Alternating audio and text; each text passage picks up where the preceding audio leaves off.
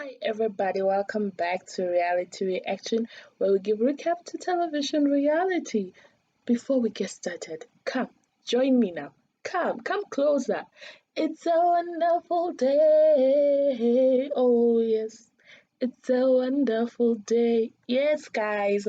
Today I'm celebrating because I've been away from YouTube for 2 days. When I left, Reality Reaction was at 270 something subscribers, only for me to come back and we are over 300 subscribers. Thank you guys for your love, your support. What can I do? Oh my God. Thank you guys. I really appreciate it. And I do apologize that I've been scarce. I've been uploading at weird times. It is all because I've been so busy with school. There were some assignments I had to submit. So there was a lot going on. So apologies for that. Anyways, let's get into today's topic. Today we were talking about Uthando Ne'sthembu. I guess we'll be seeing more of Mseleku. I thought we were done with him Komnakwetu, but we are going to be seeing him this side. He jumped to this other side. So as part of every reality show, when it comes back, we have to do a little bit of a recap, and that's what they were basically talking about the last episode of season 5. Unfortunately, the topic of wife number 5 is still spoken about even till today. I know I'm tired about talking about number 5 that we don't even know. At least in this season, if they want to still talk about number 5, let us see her. Okay, if you want us to be interested in your season, show us number 5. Show us this Makumalo that you're talking about. Then we can watch. But this thing of you guys talking about an invisible person all the seasons is boring now. Seriously. So Mseleku went out with Umakele, the first wife, Umamkulu, and they had a catch up about what happened on the last episode of season 5. Umakele expressed that she does not like um, the meetings that Mseleku they hold because they are tense, they are toxic. She even feels like she shouldn't even attend the meetings anymore. And she also asked Mseleku kuti, what did it really mean when he said abahambayo sizosala siyincenga? Is that how he said it? All my Zulu speaking people, apologies for butchering your language. Apologies. I'm a Tsonga girl, but I highly apologize. So basically, I think that meant let them go, those who want to go, and us who remain will soldier on, right? So Umusamseleko explains that that statement it was to really say that any woman Komseleku is not obligated or forced to remain in a marriage that they don't want to remain. So they can go if they are no longer happy. And Umar Samselek said Umar Mkulu forgets that he lost his wife whom he dearly loved, and he was talking about his second wife that passed away. May his soul continue to rest in peace. So if you didn't know, Umayen was supposed to be wife number 3, but wife number 2 unfortunately passed away. Now, Kulu said that she doesn't mind having a meeting with the wives just to discuss and gauge where they are with the whole wife number 5 issue, and to just talk about this and put it to rest. So she called the wives and told them about the meeting and to plan everything. So now the second scene that we saw is Umangware, the fourth wife, Umbali, going to her mother to have a chat with her mother. Now when she got there, she told her mother that your son-in-law wants to take a fifth wife. So I think even all the parents of Umbali knew this agreement that Mbali talks about of Musa Mseleku saying he won't take another wife after her because that's what her mom expressed, right?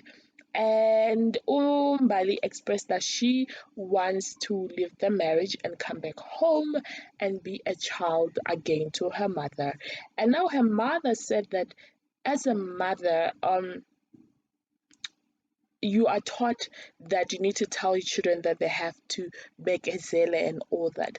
But there is no point in her um, telling her child that while her child is on fire, just because she does not want her child to come back home. Yes, it hurts for your child to leave your house and go to marriage, and then the marriage is too much for her and she has to come back. But there is no reason for her to let Umbali stay there while Umbali is not happy or she's on fire, which I quite feel it was so matured from Umbali's mother, and we honor her. I wish more women would be like that, not to force your daughters to stay in marriages where they're not happy, to stay in marriages where they get beaten up, because what will people say, or because emshadweni kabekezelwa, that is very wrong. Um, so that's what basically happened in that scene. Now, the third scene that happened was Uma Kumalo going out with her daddy because she's a daddy's girl. You know what I mean? Makumalo looks happy, guys. Like she's glowing. Oh, baby girl looks fresh now. She just oozes happiness. She oozes joy. You know, so she went out with her dad and she wanted to have a talk with him about. Remember, on the last season, there was an issue that was dragged a lot of Umbali, removing her children from the common car that all the Mseleku kids use because Kumalo's father told one of her child to open the gate and also told the child to take the youngest out of the car. So Umbali did not like that. So Uma Kumalo had a talk to her dad about that. How does he feel about the whole situation? And she did mention that it did not sit well with her, and she wants to talk to Umbali about that whole situation. Mbali's father did no, Makumalo's father, sorry, did say that he was hurt by the whole situation, but then at the end of the day, he knows that he did not do anything wrong. I love that Omar Kumalo also said that there is no harm. It's not mistreating a child when they told the child to open a gate, but every parent views mistreating in a different way. So let it be, let it be. So now, the day for the meeting arrived. I was so disappointed they did not show Mayeni. Like, I wanted her own segment of Mayeni only. Cause why? I love Mayeni. Miss Candy Crush. Baby girl, when she's in meetings, she's playing Candy Crush. I just love her. I just love her. I don't know why. I feel she's me. Like, I will keep quiet. Where there's commotion, where there's chaos, I'll just keep quiet. I'll be on my phone and do what you want to do. So, anyways, they went for the dinner, for the meeting slash dinner, I guess. Um, and wow, they looked gorgeous. They were. Oh my god, the dress she was wearing, and my girl is a yellow boy. So even the dimples, ooh, guys. And then my Candy Crush lady, she looked beautiful. The hair girl, she's giving us natural hair vibes, guys. Oma Kumalo, baby girl is glowing. Like, you don't even understand. And of course, Umbali, she also looked amazing as well. So now, when they got there, Umakala did say that if there is something, so she had already done an agenda, so this was literally a professional meeting. Oh, Miss Candy Crush Mayan was like, she likes this professional meeting because there is an agenda, they know what they're talking about. Unlike when they have meetings with Mseleku, where he just tells them stuff and he leaves them and he walks out, right? So Umakala was like, is there something that you guys wanna talk about that is not on the agenda so that we brush through it before we start on the agenda of the day. Sorry. So that gave Omar Kumalo an opportunity to address the whole Mbali issue. So Omar Kumalo respectfully, guys. If you know Makumalo, she's so calm and respectful. She was like, Mbali, I've seen the whole thingy where you and Umtombeni were talking about my dad and all that. I did not like it, And Umbali was like, your father mistreated, ill-treated my children. And Makumalo, in her diary, she was like, there is a difference in mistreating and what really happened. She does not quite feel like her dad asking a child to open a gate is mistreating a child. And I have to agree with Uma Kumalo. If the father really did this, it's not mistreating. Yes, Umbadi can be angry that Uma Kumalo's father asked her daughter to open the gate, but don't label it as mistreating. It's something else. The same way Uma Kumalo's father did say that he does not see anything wrong with him telling his own grandchild, because he views those kids as his own grandkids, to open a gate. You understand, guys? Anyways, so Uma Kumala ended up saying, well, you know what, Mbali, I can see you hate my father, so let's leave it at that. Mbali tried to justify herself like she does not hate Uma Kumala's father. Mbali did say in her diaries that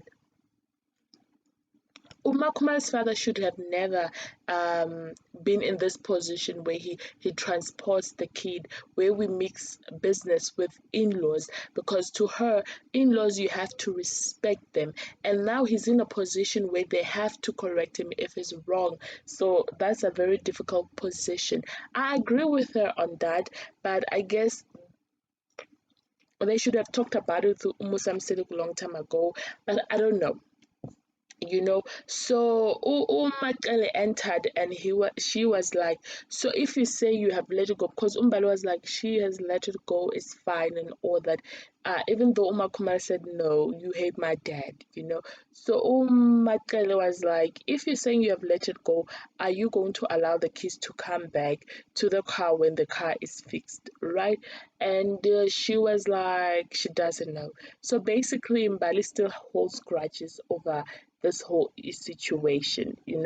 And in season 5, they did explain that this whole thing of Mbali's kids not being in the car is causing a drift between the kids, because the other kids that are in the car, they feel like their mothers don't love them the same way like Mbali loves her kids, because she comes and pick her own kids up.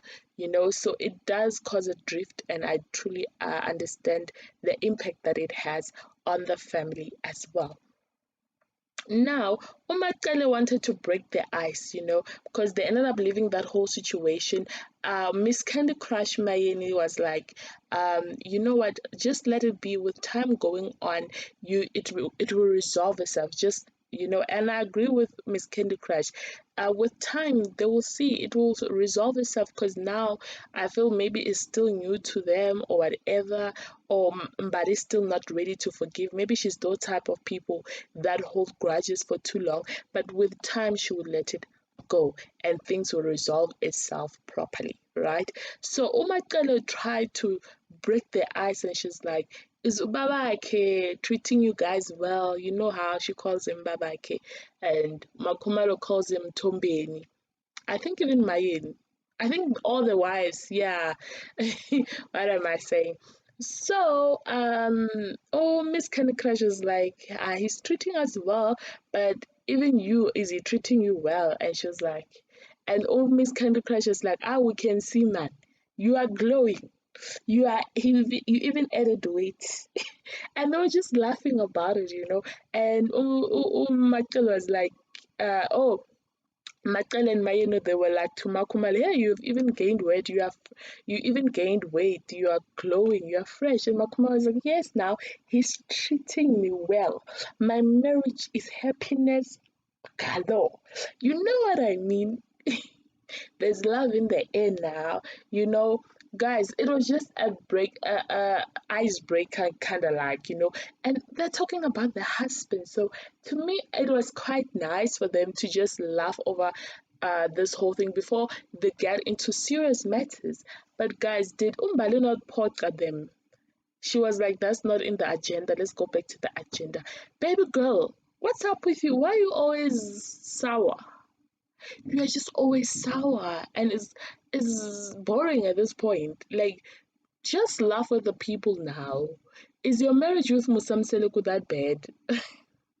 Just because you don't want him to take a fifth wife? Wow. Anyways, guys, that's how this episode ended. So I guess on the second episode, that's where we're gonna hear how they tackle how they talk about the whole agenda thing. Shichangani ishilungu, guys. Um, and for us to also know what's on the agenda, because we only know that there's number 5 there, but the other stuff we don't know what's going on. So that's what basically happened on this episode of Uthando Ne'sthembu. It's Thembu, I'll see you on another side, guys. I love